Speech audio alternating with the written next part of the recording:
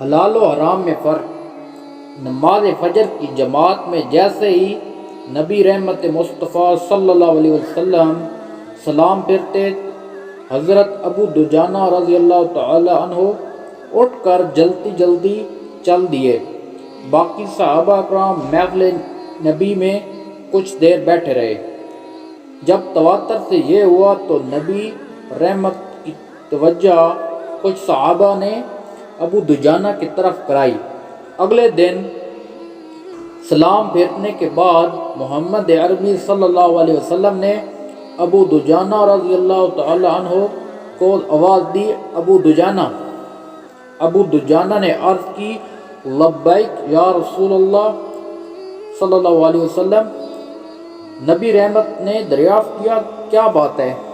آج کل سلام پھیرتے ہی مسجد سے گھر چلے جاتے ہو؟ ابو دجانہ رضی اللہ تعالی عنہ نے کہا، اے اللہ کے نبی صلی اللہ علیہ وسلم، کھجور کی فصل پک رہی ہے، میرے پڑوسی کے گھر میں لگی ہوئی کھجور کی درخت کی کچھ شاخیں میرے گھر کے اوپر ہیں۔ رات میں پرندوں کی وجہ سے کچھ پکی ہوئی کھجوریں میرے گھر کے سین میں گر جاتی ہیں۔ میں اس لیے نماز کے بعد جلدی کرتا ہوں کہ بچوں کے جاگنے سے پہلے وہ کھجوریں سمیٹ کر پڑوسی کے سین میں رکھ دوں، کہیں میرے بچے بچپن کی علمی میں وہ مال نہ کھا لیں جو ان کے لیے جائز نہیں۔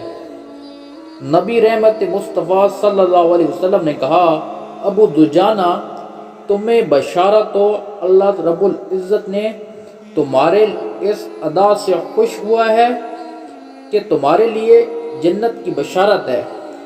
اللہ کریم ہم سب کو حلال و حرام میں فرق کرنے کی توفیق عطا فرمائے اور ہم سب کو فکر آخرت نصیب فرمائے، آمین یا رب العالمین۔